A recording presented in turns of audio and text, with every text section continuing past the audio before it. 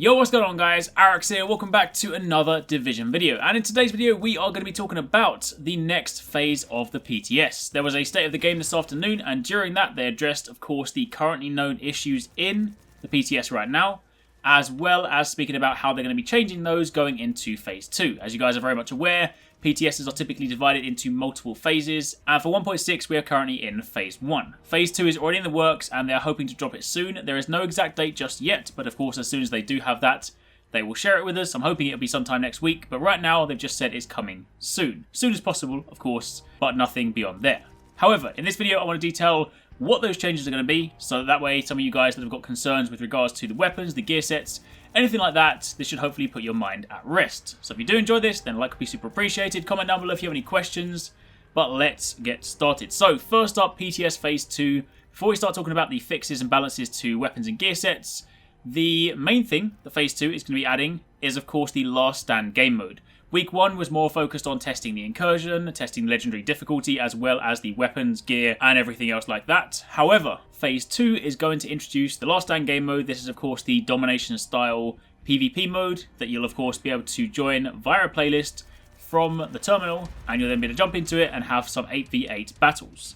As well as adding the mode, they're also going to be testing for the very first time in the PTS Normalisation. Now Normalisation, just to be very clear if you guys don't know what this is an attempt to basically bring everyone's gear sets in line so that when you're playing in an 8v8 PvP game mode, everyone is as balanced as possible. Now bear in mind, it is not going to remove things that are unique to your character, things that kind of define you as a player and your build, stuff like, you know, gear set talents, weapon talents, things like that. But what it will do is aim to try and normalize your stats so that way if there is a player out there that is finally min-maxed, you're not then going to be able to go into the Last Stand mode and just trash someone that perhaps doesn't have a build as optimized as you. So this should in turn create a much more balanced playing field, a much more enjoyable experience. But do bear in mind, normalization is only going to be applied to Last Stand. It will not change the balance in the Dark Zone, so of course if you guys do still go in with your min-max build, then that will very much be relevant. But in Last Stand, it will not. However, to give you guys some more context, what normalization is going to be doing is as follows. The aim is to, again,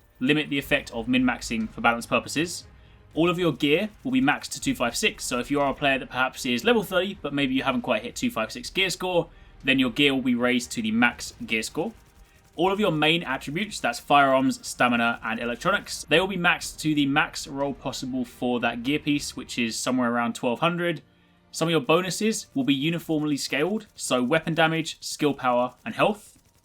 Other bonuses, however, will remain the same. So some of the more granular things that are specific to your build, some of the minor attributes that you might have chosen, they will remain the same. And as for weapons, again, they will be raised to 256 gear score. Your talents will then unlock based on max roll on your gear. So again, your gear set will respect the way you spec it. So if you've kind of rolled firearms on it, or if you've rolled stamina on it, then in Last Stand with normalization, those rolls will be maxed. But of course, if every single one of your pieces is spec'd into, say, firearms, then you're still going to have a lower skill power value. The point is, however you've rolled your gear, you'll be presented with the maxed rolled stats, and that of course extends to unlocking weapon talents. So you won't just suddenly have everything unlocked, irrespective of your build, because if you have chosen to spec more into firearms, then that will of course remain the same. But either way, talents on your weapons will unlock based on your max roll on your gear, and that of course means that the talents that you have chosen are still going to be the same. So they're not just going to wipe your talents and your weapons, so that of course does mean that you can sensibly think about these when going into Last Stand. If you want to grab something like Brutal or Deadly or Responsive, something like that, then you can still use those talents. Armor mitigation will be set the same for everyone, and again that will be a max roll. And finally, player talents, bonuses, etc. are all normal. So again, to reiterate, the main idea behind this is to normalize everyone's stats while still maintaining what makes their character unique. So if you've decided to kind of build a Firecrest build so you can use turrets and kind of set people on fire and then take advantage of that with something like an MDR, you can still do that in Last Stand just with normalized stats. Characteristically, you will still remain the same. Stats should be balanced. This should of course create much more fun gunfights, and of course in a mode like this where it is, you know, session based PvP and stuff, then you should have some decent encounters. So that is coming in PTS Phase 2. However, on top of that, there are fixes to some of the obvious issues, and let's go through those now. Valkyria up first, of course, we have all seen the ridiculous DPS values. If you guys haven't seen my Valkyria video, then I showed you guys that, as well as kind of talking about, you know, what it does as a weapon. But we'll no longer be seeing 16 million DPS, so don't worry about that. In Phase 2, they will work as intended, so the talents will still do what they are advertised, in that you use Hilda to build stacks and then swap to Air to take advantage of those stacks. It'll just no longer present you with ridiculous numbers. They're also going to be properly renaming the weapons, so Valkyria will no longer be called that, it'll be called Hilda and Air, as they are supposed to. And also they are actually going to look different. One of them will be gold and one of them will be silver. As for Hungry Hog, this is again just going to be fixed so that it actually works accordingly. Currently the percentages are off, so you effectively have 200% instead of 20%, which is why you're seeing such ridiculous damage numbers out of this weapon.